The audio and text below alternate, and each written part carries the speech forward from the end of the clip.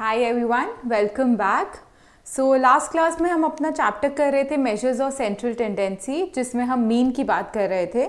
सो आज की क्लास हमारी लास्ट क्लास होगी जिसमें हम अरिथमेटिक मीन की बात करेंगे एंड नेक्स्ट क्लास ऑनवर्ड्स हम आपके बाकी दो मेजर्स डिस्कस करेंगे जो कि है मीडियन और मोड।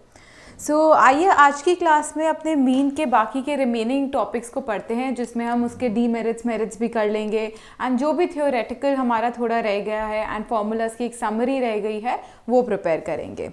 अब मैंने आपको लास्ट क्लास में एक टॉपिक कराया था जो कि था अनकरेक्टेड मीन का। अनकरेक्टेड मीन का जो मैंने आपको टॉपिक कराया, मैंने आपको सिर्फ फॉर्मूला लिखवा दिया था एंड मैंने आपको कहा था कि इसके प्रैक्टिकल्स हम थोड़े लेटर स्टेज पर डिस्कस करेंगे। आइए एक बार अनकरेक्टेड मीन का टॉपिक फिर से रिविजिट कर लेते हैं। Just put down the heading uncorrected mean. Uncorrected mean, right. Starting with this, सबसे पहले आप लोग अपना फॉर्मूला लिखिए इसमें कि अनकरेक्टेड मीन आपका कैसे कंप्यूट होता है। जब भी क्या होता है कि आप कोई भी मीन की कैलकुलेशन कर रहे हैं एंड आपसे कुछ एरर हो जाए कि कोई आपकी आइटम्स आपने गलत फिगर नोट डाउन कर ली है या गलत कैलकुलेशन कर ली है या फ्रीक्वेंसी गलत आपने नोट डाउन कर ली है, इट्स नॉट नेसेसरी कि आप सारी की सारी कैलकुलेशन फिर से करेंगे बिकॉज वो बहुत ही टीडियस टास्क हो जाएगा। देयर इज अ फॉर्मूला जिससे आप अपना अनकरेक्टेड मीन करेक्ट कर सकते हैं। सबसे पहले हम वो फॉर्मूला लिखेंगे which is corrected mean is equal to sigma x into जो हमारा रॉन्ग मीन का टोटल होगा, राइट। जैसे हम सिग्मा इंटू फ्रीक्वेंसी करके टोटल निकालते थे, आप सबसे पहले वो निकालेंगे, प्लस करेंगे उसमें जो भी आपकी करेक्ट वैल्यू होगी और सब्ट्रैक्ट उसमें से क्या करेंगे, इनकरेक्ट वैल्यू, राइट। और इसको डिवाइड किससे करेंगे, डिवाइड करेंगे आप n से। n मतलब आपकी जो नंबर ऑफ आइटम्स होंगे। अब अगर आपकी नंबर ऑफ आइटम्स चेंज होंगी तो आपका n भी जो है वो चेंज हो जाएगा। उसके बाद आप एक बार मेरे साथ लिख लीजिए इसके steps, right. Steps to calculate corrected mean, steps to calculate corrected arithmetic mean. Okay, I am just writing it as AM. सबसे पहला स्टेप क्या है, सबसे पहले incorrect, first of all incorrect sigma x is calculated, right. Incorrect sigma x कैसे calculate होएगा, आपको पता होता है कि x bar is equal to what, x bar is equal to sigma x upon n, right. जो भी आपका इंडिविजुअल सीरीज होती है आप उसमें सम कर लेते हैं आइटम्स का, डिस्क्रीट सीरीज में आप उसको fx बना देते हैं और कंटिन्यूस सीरीज में आपको सिग्मा fm मिल जाता है। इसमें आपका सिग्मा x कैसे कैलकुलेट होएगा, आपका sigma x would be x bar into n, right. मैं बस उसको उस साइड पे ले गई हूँ। आपका इनकरेक्ट निकल जाएगा ऐसे। देन सेकेंड स्टेप क्या होगा, from this wrong sigma, from this wrong sigma x the incorrect value is subtracted and the correct value is added. And the correct value is added, right. अब हम क्या करेंगे, हम करेंगे divide the correct sigma x, क्योंकि अब हमने wrong sigma x निकाल लिया, राइट। उसमें हमने जो इनकरेक्ट था वो हटा दिया और करेक्ट को ऐड कर दिया। अब जो ये हमारा नया करेक्ट सिग्मा x आएगा उसको हम डिवाइड करेंगे बाय द n, जो कि आपकी नंबर ऑफ आइटम्स है, to get correct mean, to get correct mean, okay. आपका जो नया मीन आ जाएगा that will be, so correct mean will be correct sigma x upon n। So ये आपके स्टेप्स हो गए। सो आप क्वेश्चन प्रैक्टिस करेंगे तो आपको ये स्टेप्स इवेंचुअली और ग्रेजुअली जो है वो याद हो जाएंगे और आपको पता चल जाएंगे। हम जस्ट एक रेफरेंस के लिए कि अगर आप लास्ट में इसको रिवाइज कर रहे हैं तो आप जस्ट स्टेप्स को रिवाइज कर लीजिए और उसके बाद एक क्वेश्चन देख लीजिए तो आपका टॉपिक कवर हो जाएगा। Okay, so write down a question related to this. Just write down a first question related to this. The mean salary paid to 1000 employees, the mean salary paid to 1000 employees of a factory was found out to be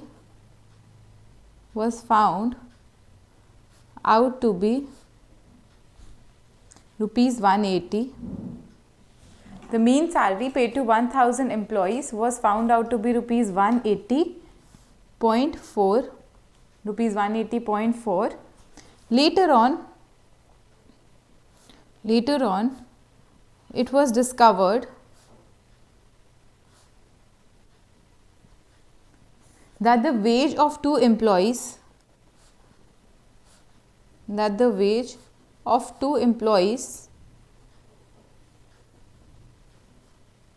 was wrongly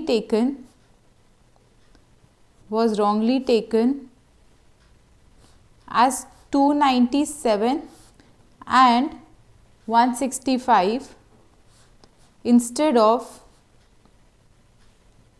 197 and 185. Find the correct mean salary.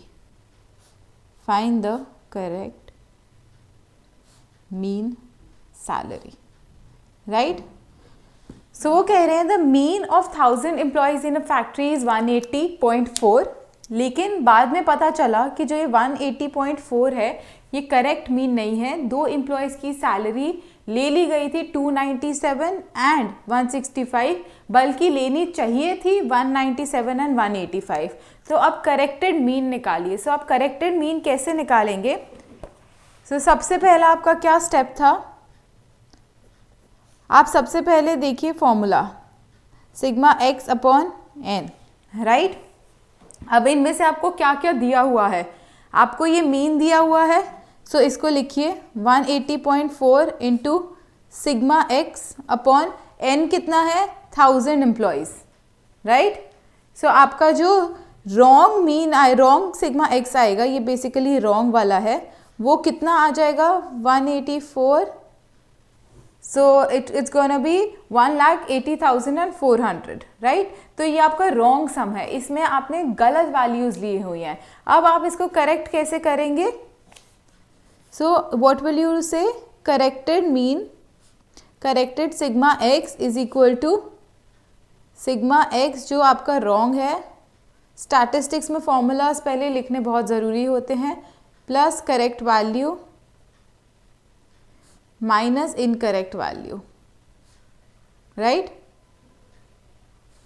सो ये लिखिए 180,400 plus आपकी जो correct value कौन सी है 197 plus 185 minus incorrect values कौन सी हैं 297 minus 165, right. सो आपने sigma x जो आपका गलत आया था वो निकाला, उसमें करेक्ट वैल्यूज ऐड कर दी और सब्ट्रैक्ट कर दिया इनकरेक्ट वैल्यूज को।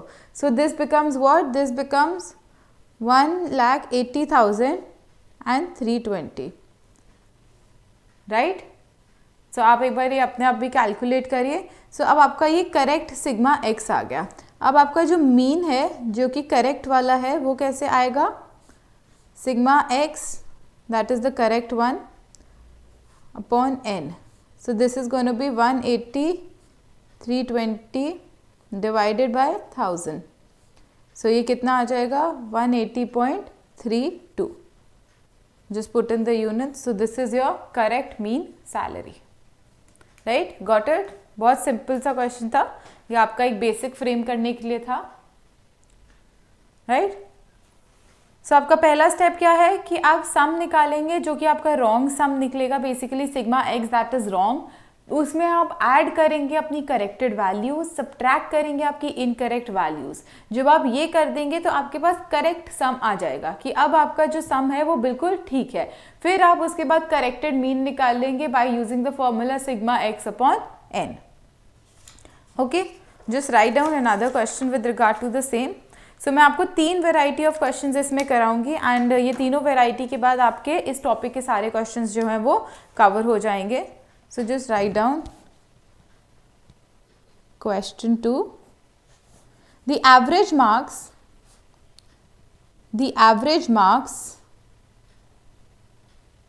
in statistics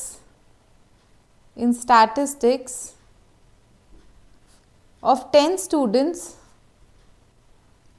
students of a class were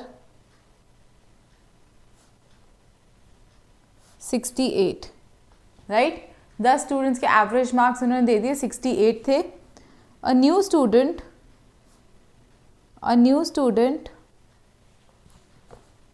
took admission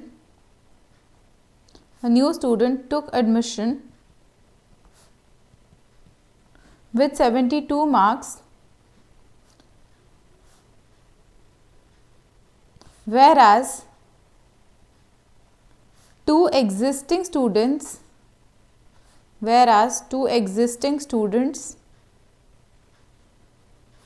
left the college, right? If the marks of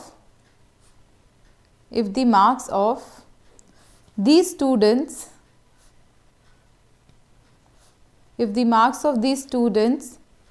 were 40 and 39, find the correct average marks.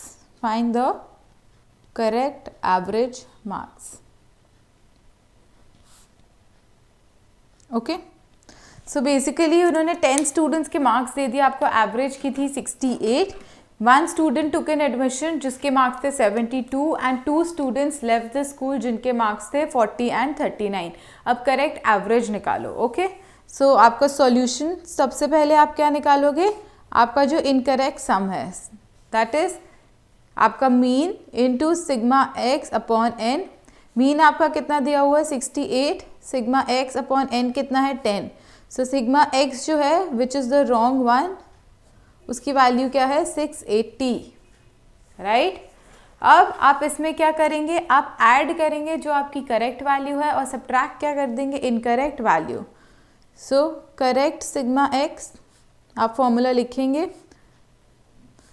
Right. 680 plus 72 minus 39 minus 40, right. नया बच्चा जो आया और पुराने जो गए उनके मार्क्स जो है वो सब्ट्रैक्ट कर दीजिए। So this is gonna come out to be 673। So ये आपका क्या आ गया, करेक्ट सिग्मा एक्स, राइट। अब आपको इसमें ध्यान देना है कि आपका सिग्मा एक्स जो है वो तो चेंज हुआ है, न्यूमरेटर चेंज हुआ है, बट उसके साथ साथ इस क्वेश्चन में आपका डिनोमिनेटर भी चेंज हो गया है। क्यों? क्योंकि पहले थे 10 बच्चे, उनमें से 2 गए और 1 आया। सो revised N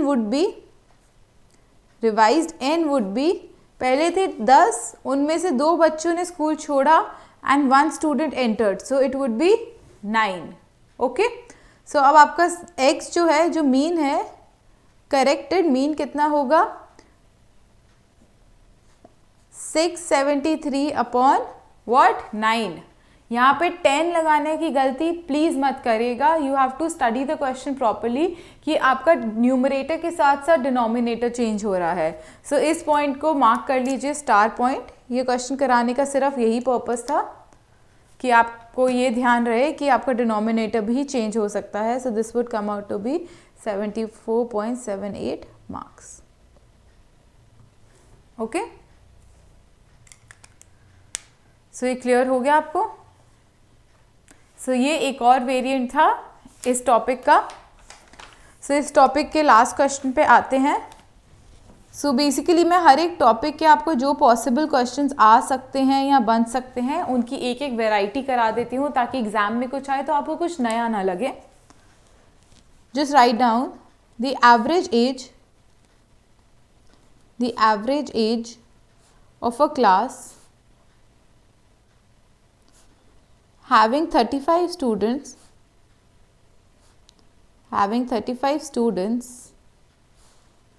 is 14 years. Right? When the age of the class teacher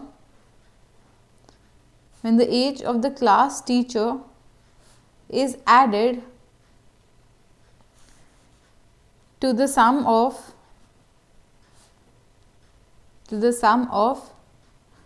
ages of students,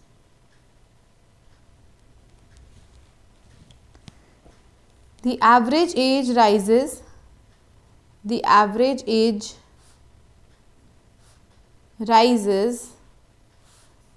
by 0.5 years.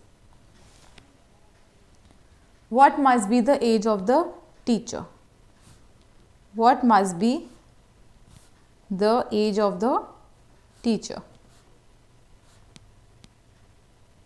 Okay, so उन्होंने कहा कि 35 स्टूडेंट्स की एवरेज एज कितनी थी? 14 ईयर्स. लेकिन जब टीचर की एज ऐड हो गई, यानी कि अब 35 की जगह कितने लोग हो गए? 36. तो जो ये एवरेज एज है वो किससे इंक्रीज हो गई? 0.5 से. ओके, सो हमें उन्होंने दोनों एवरेजेस दे दी हैं और उन्होंने हमें बोला है कि जो ये 36th आइटम है that is the age of the teacher, वो फाइंड आउट करिए.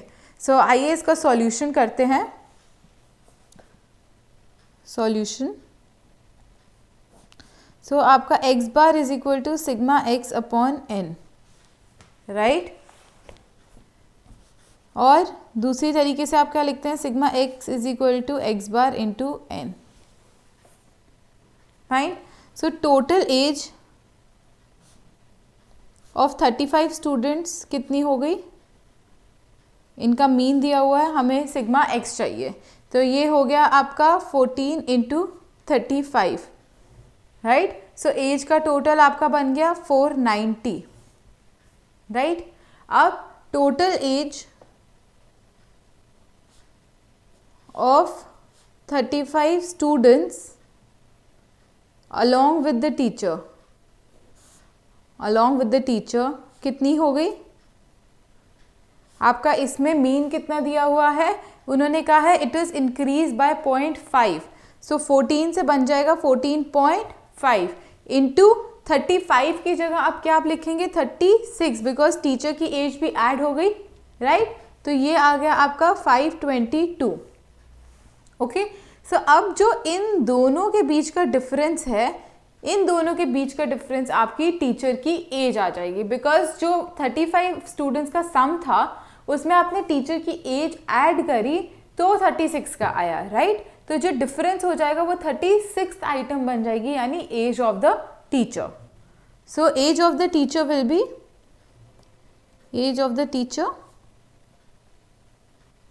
is going to be 522 minus 490. Okay, so this comes out to be 32 years. So this is your final answer. So you can probably write down answer, teacher's age is equal to 32 years. So ये आपके 3 variance हो गए कि पहले उन्होंने आपको mean they दिया, फिर उन्होंने करेक्ट वैल्यू बता दी, इनकरेक्ट वैल्यू बता दी, सेकंड में उन्होंने n ही चेंज कर दिया, एंड थर्ड वालों में उन्होंने आपको 2 मीन दे दिए और उन्होंने कहा कि जो ये इंक्रीज्ड मीन आ रहा है, जो सेकंड वाला मीन आ रहा है, उसके बीच का डिफरेंस जो है आपको वो फिगर आउट करना था और वो आपको न्यू आइटम का अमाउंट बता देता. फाइन. सो ये आप लोगों ने एक बार नोट डाउन कर लिया है, राइट. सो आइए अपने नेक्स्ट टॉपिक पे चलते हैं. अब ये थोड़ा सा हमारा थियोरेटिकल साइड पे है, इसमें हम मेरिट्स एंड डीमेरिट्स डिस्कस करेंगे. किसके? अरिथमेटिक मीन के. So we will just do this in a very quick format. So merits and demerits of arithmetic mean. Okay, we are not talking about weighted mean, we are talking about arithmetic mean. So just keep in mind कि ये जो merits demerits हैं ये हमारे arithmetic mean के हैं. So सबसे पहले merits कर लेते हैं डिस्कस. अब सबसे पहला एडवांटेज क्या है, that it is very simple to understand and easy to compute, कि आपका अरिथमेटिक मीन जो होता है उसको समझना बहुत इजी है। कि अगर मैं आपको बता दूं कि एक क्लास का average height is let's say 5 feet, तो आप समझ जाएंगे कि अच्छा ज़्यादा डिविएशन नहीं आ रही, तो इस क्लास की एक एवरेज हाइट 5 फीट है और मेरे लिए वो निकालनी भी डिफिकल्ट नहीं है, मैं बस सबकी एज हाइट्स को ऐड करके divided by the number of students in the class कर दूंगी, तो मेरे लिए एवरेज निकल जाएगी। So just write down the first one, simple to understand, simple to understand and easy to compute, and easy to compute. Okay, so basically the calculation of arithmetic mean is a simple knowledge of addition, multiplication and subtraction. So even a layman can document this knowledge and can apply the mean concept. Second आपका इसका merit है certainty, certainty. तो इसमें आप लिख लीजिए that arithmetic mean is, I am writing it as AM, arithmetic mean is rigidly defined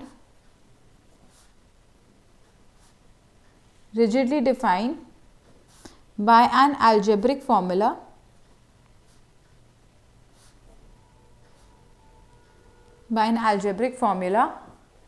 therefore everyone who computes the average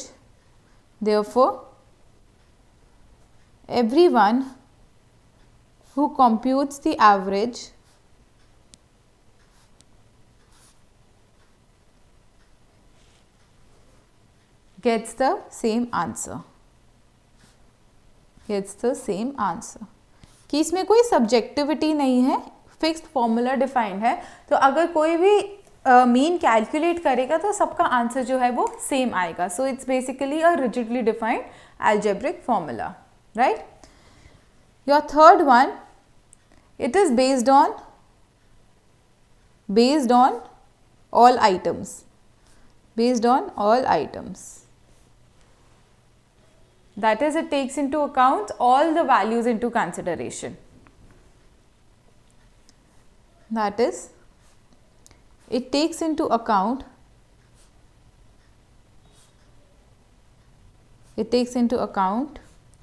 all values into consideration.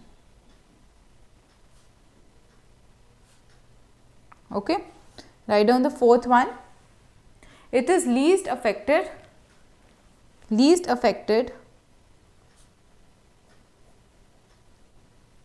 by fluctuation in the sample.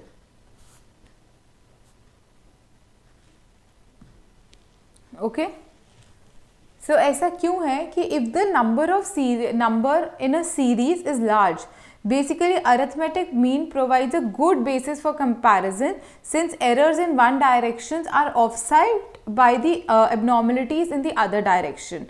So due to this reason, it is said that the arithmetic mean is basically a stable measure. So it is least affected by all the fluctuation in the series. Write down the fifth point. It is a convenient method of comparison. ऐसा क्यों होता है कि क्योंकि दो series है, आप उनका इजीली अरिथमेटिक मीन कंप्यूट कर सकते हैं। एक बार आपको उनका मीन मिल जाए तो आपके लिए वो दोनों सीरीज़ का कंपैरिजन करना बहुत इजी हो जाता है। So it is a convenient method of comparison. Then it is capable of further algebraic treatment. ये हम पहले भी डिस्कस कर चुके हैं कि आपका मीन जो है वो बाकी सारी कॉम्प्यूटेशंस के लिए एक बेसिस बन जाता है। Okay, so that is why it is said कि आपका मीन जो है it is capable of further algebraic treatment, की जैसे आपको डिविएशंस निकालनी है, आपको स्टैंडर्ड डिविएशंस निकालनी है, आगे हम पढ़ेंगे कि आप वेरिएंसेस निकालते हैं। सो इन सब के लिए आपका मीन जो है वो एक बेस बन जाता है, राइट। देन सेवेंथ पॉइंट इसका नो अरेंजमेंट रिक्वायर्ड, कि कोई ऐसा नहीं है कि आपको डेटा को असेंडिंग ऑर्डर में करना है, डिसेंडिंग में करना है, कोई ग्रुपिंग करनी है, तो ऐसी कोई रिक्वायरमेंट नहीं होती जब भी आप मीन कंप्यूट कर रहे होते हैं। सो ये आपके इसके एडवांटेजेस हो गए। सो आप इसको जस्ट वन लाइनर्स में लिख लीजिए, बिकॉज मैंने पहले ही कहा था कि प्रैक्टिकल चैप्टर में थ्योरी पे बहुत ज़्यादा फोकस करना थोड़ा टाइम वेस्ट हो जाएगा, बिकॉज वैसे ही आपकी NCERTs जो हैं उसमें बहुत ब्रीफ में दिया हुआ है। सो आई डोंट नो आप लोगों के स्कूल में कोई रेफरेंस बुक ले रहे हैं नहीं ले रहे, बट जो मैं आपको क्लास में कराऊंगी that will be an entire comprehensive study. आपके NCERT में बहुत ब्रीफ में चैप्टर को रैप अप किया गया है, बट ऐसा generally examination point of view से नहीं होता है, राइट। सो NCERT में आपको बस कॉन्सेप्ट का नाम लिख देते हैं, एक छोटा सा एग्जाम्पल करवा देते हैं। So that is just not enough for your knowledge and from the examination point of view also.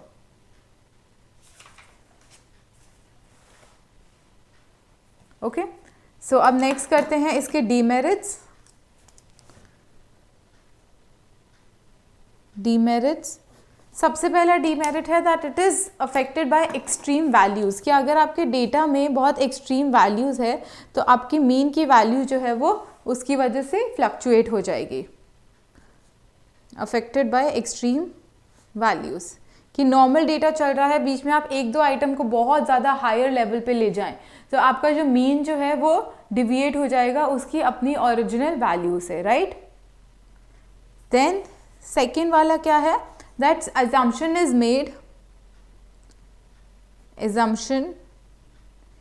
made in case of open-ended class interval, open-ended classes। So obviously अगर आपको फर्स्ट क्लास इंटरवल का lower limit नहीं दिया है या last class interval का upper limit नहीं दिया है तो आप सीरीज़ का पैटर्न स्टडी करके उन अपर और लोअर लिमिट्स को अज्यूम करते हैं। सो सेकेंड वाला केस क्या है कि जब भी आपकी ओपन एंडेड क्लासेस होती हैं तो आपको उसके रिगार्डिंग एजम्पशन लेनी पड़ती है, राइट। बिना एजम्पशन के आप कैलकुलेट नहीं कर पाएंगे। थर्ड वाला है एब्सर्ड रिजल्ट। एब्सर्ड रिजल्ट, ये किस बात पे हम कर रहे हैं कि अगर सपोज करिए आपको दिया गया है कि पर फैमिली कितने चिल्ड्रन बॉर्न होते हैं, right. You are given 10 families, आपको बोला गया है कि एवरेज निकालो कि पर फैमिली कितना चिल्ड्रन बॉर्न होता है, एंड लेट्स से आपका आंसर आया 3.2 चिल्ड्रन। अब हमें 3 तो समझ आता है, बट ये 0.2 क्या है, 0.2 को आप कैसे सिग्निफाई करेंगे। सो इसीलिए वो कहते हैं कि मीन आपका कभी कभी एब्सर्ड रिजल्ट्स दे देता है कि आप ह्यूमंस को, आप चिल्ड्रन को पॉइंट्स में नहीं मेजर कर सकते, बट जब आप मीन निकालेंगे तो इनके आंसर्स पॉइंट्स में आ सकते हैं, उसमें कोई हैरानी की बात नहीं है। So that is why we are saying that it gives absurd results. Fourth वाला डीमेरिट क्या है, it is not possible in case of qualitative characteristics. Not possible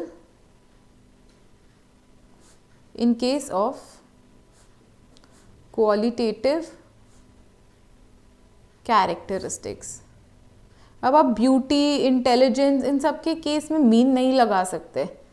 आप ये नहीं कह सकते what is the mean beauty that's prevailing, what is the mean intelligence. No, you can find that in terms of the qualitative characteristics. So basically arithmetic mean can not be computed for qualitative data like intelligence, honesty, beauty, smoking और any habits, right. सो उनके case में हम बाकी modes compute करते हैं, जैसे median हो गया आपका, और कोई और जो आपके स्टैंडर्ड्स होते हैं हम उनको कंप्यूट करते हैं, वो हम अभी लेटर स्टेज पे डिस्कस करेंगे। Right down the fifth point, calculation by observation not possible. Calculation by observation is not possible. Okay, so ये आपका फिफ्थ डीमेरिट हो गया, राइट। सो आपके लिए यही डीमेरिट्स इसके लिए इम्पॉर्टेंट हैं, आप प्लीज़ इन्हें ही पढ़ के जाइएगा कि अगर आपको 1 या 2 मार्कर आए सो एटलीस्ट आप कुछ उसमें लिख पाते हैं, राइट। सो ये हमने बहुत ही ब्रीफ में मेरिट्स और डीमेरिट्स डिस्कस करी है। एक आप मेरे साथ और चीज़ पे आ जाइए, there is this example that I want to discuss with you. So just write down just write down in the form of a question. Under what conditions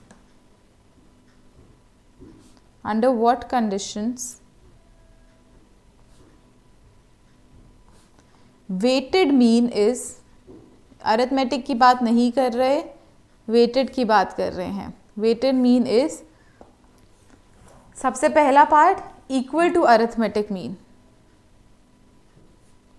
equal to arithmetic mean, right. Second part greater than simple arithmetic mean, greater than simple arithmetic mean, right. And third part लिखिए, less than simple arithmetic mean. Illustrate with the help of an example.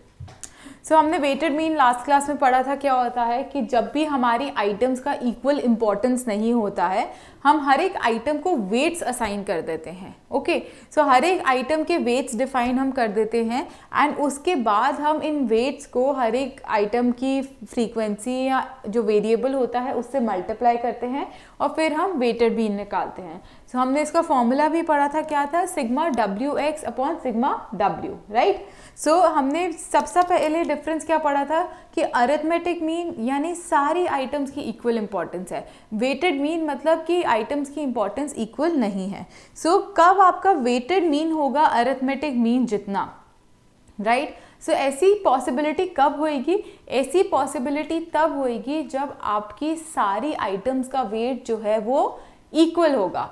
उस case में आपका arithmetic mean और आपका weighted mean जो है वो बराबर आ जाएगा. So just write down the solution. So just write down solution. सबसे पहला part, weighted mean is equal to simple arithmetic mean when equal weights are used for all the items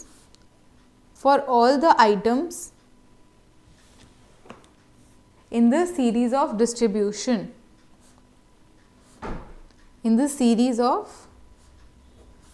distribution, यानी कि जब आपकी आइटम्स के weights equal होंगे तभी आपका weighted mean will be equal to the arithmetic mean, right. So if you want to write an example तो आप लिखिए एग्जाम्पल. आपके पास वैल्यूज दी हुई हैं, इनको x ले लेते हैं. देन आपके पास वेट दिया हुआ है. सो आप वैल्यूज लिख लीजिए अपनी 80, 20, 30, 25, 45, राइट. अब मैं अगर इन्हें वेट्स दे देती हूँ, I give them equal weights. Okay, so अब मेरा नॉर्मल अरिथमेटिक मीन कैसे निकलेगा? नॉर्मल अरिथमेटिक मीन के लिए तो मुझे बस यहाँ पे सिग्मा x करना पड़ेगा, which is gonna come out to be what? 200. Okay, और मेरे को वेटेड मीन के लिए क्या करना पड़ेगा? वेट्स को वैल्यू से मल्टीप्लाई करना पड़ेगा.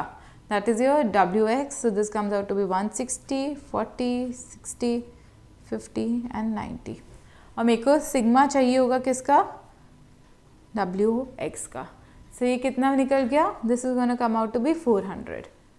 सो अरिथमेटिक मीन अगर हम देखा जाए तो क्या निकलेगा? 200 अपॉन कितनी आइटम्स हैं आपकी? 5. सो दिस इज 40, राइट. और जो वेटेड मीन है वो कितना निकलेगा? 400 अपॉन सिग्मा W आपका कितना है? सिग्मा W देख लीजिए एक बार. This is 10. So this is again gonna come out to be 40, right. So hence when the weights are equal in a series, your weighted mean will be equal to the arithmetic mean. Fine. So आपने ये लिख लिया. Second case क्या बोल रहे हैं वो? When is the weighted mean greater than the arithmetic mean.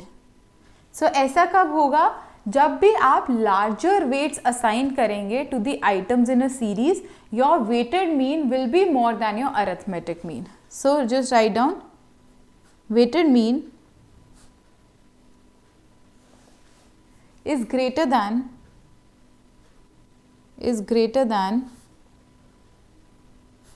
simple arithmetic mean when larger weights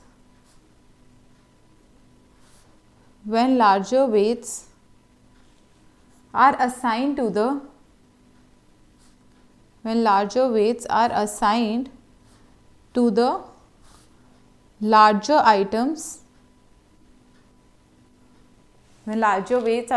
larger items, and smaller weights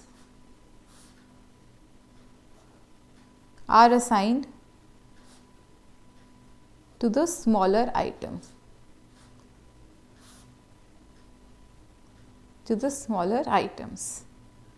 Okay? सो इसका भी एग्जाम्पल लिख लीजिए, आपको कॉन्सेप्चुअली ज़्यादा क्लियर हो जाएगा। So just write down the example. So again आप values वही ले सकते हैं जो आपने ऊपर ली थी इस फर्स्ट पार्ट में। वैल्यूज़ एक्स ले लीजिए। क्या वैल्यूज़ हैं? 80, 20, 30, 25, 45। ओके, अब वो कह रहे हैं larger weights are assign to the larger items, यानी जो आपकी बड़ी आइटम्स हैं, जो आपके बड़े नंबर्स हैं, उनको आप ज़्यादा वेट असाइन करिए। सो 80 को हम कर देते हैं 5, 20 is the lowest, then 25, your 30 and 45, right? So ये हमने ऐसे वेट्स असाइन कर दिए। अब आप सिग्मा W निकालेंगे तो ये बनेगा आपका 15। सिग्मा X तो आपका कितना था? 200। अब आपको करना है XW या WX जो भी। So this is 400, this is 20, 90, 50 and this is 180। तो सिग्मा WX कितना आपका टोटल आ जाता है? प्लीज़ कंप्यूट करिए। So this is gonna come out to be 740। अब आप अपना अरिथमेटिक मीन निकालिए, वो आ जाएगा 200/5, दैट इज़ 40। आपका वेटेड मीन कितना आएगा? 740/15। So just compute this, 740/15। So this is gonna come out to be 49.33। So you can see that the weighted mean is more than the arithmetic mean, and the reason for this is that आपने जो बड़े numbers हैं उनको ज़्यादा weights दिए हैं, right? अब जो third part है वो बिल्कुल इसका opposite होगा, okay? So when is the weighted mean less than the arithmetic mean? So just write down weighted mean is less than simple arithmetic mean when smaller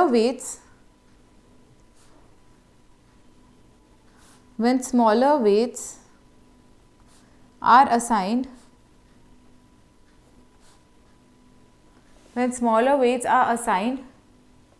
to larger figures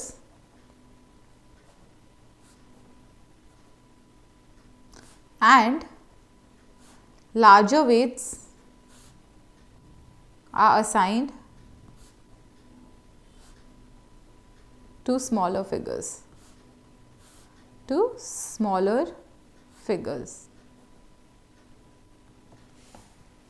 fine.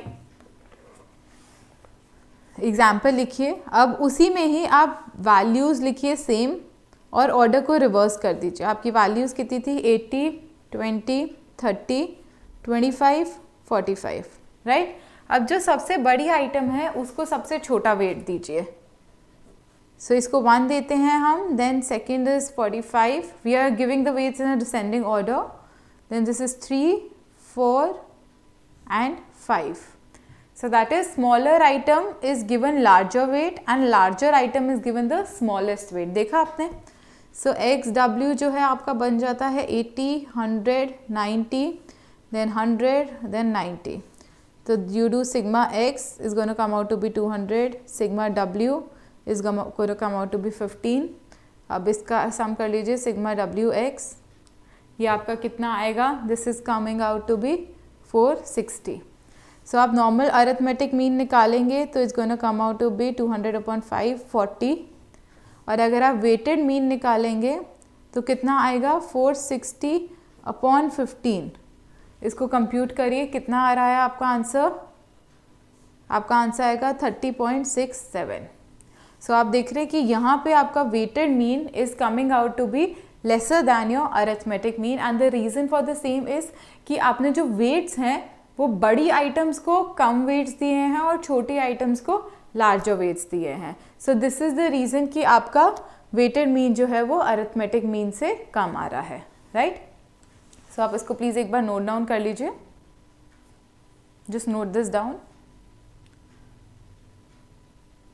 Right?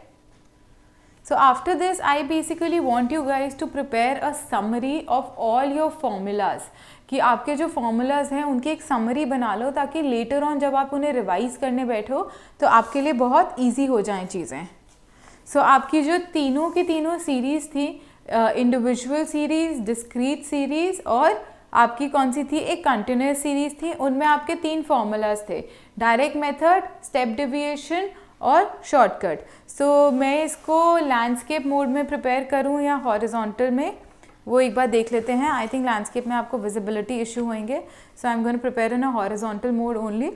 So आप क्या करिए कि आप ऊपर अपने methods लिख लीजिए और यहाँ पे अपनी सीरीज़ लिख लीजिए, और आप चाहे तो अपने हॉरिजॉन्टल वे में कर लीजिए। सो आपका सबसे पहला आता है डायरेक्ट मेथड, फिर आता है आपका शॉर्टकट, और थर्ड आता है आपका स्टेप डिविएशन, राइट? यही 3 मेथड्स थे आपके, राइट? 3 सीरीज थी आपकी, कौन सी इंडिविजुअल पूरा लिखिएगा आप, इंडिविजुअल सीरीज, देन उसके बाद आप लिखिए डिस्क्रीट, फिर लिखिए कंटिन्यूस, फिर कंटिन्यूस सीरीज।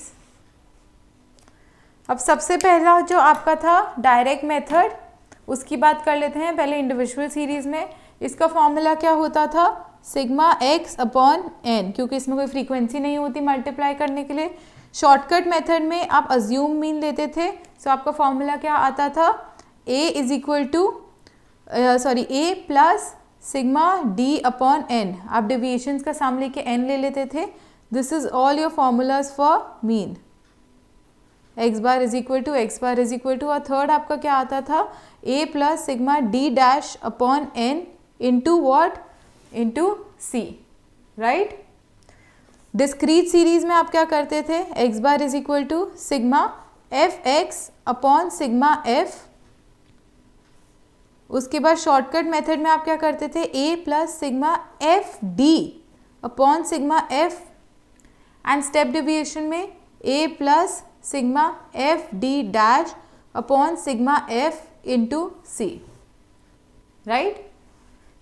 कंटिन्यूस सीरीज में आप क्या करते थे, सिग्मा f इंटू m आता था, अब यहाँ x नहीं आता था, मिड पॉइंट्स आते थे, upon sigma f, then a plus sigma fd/सिग्मा f, राइट? कंटिन्यूस सीरीज में भी यही होता था। और यहाँ पे क्या आता था, a प्लस सिग्मा fd'/सिग्मा f इंटू c। बस यहाँ पे जो डिविएशंस निकलती थी वो फ्रॉम x नहीं निकलती थी, वो फ्रॉम m निकलती थी, राइट? उसके बाद एक आपने करा कंबाइंड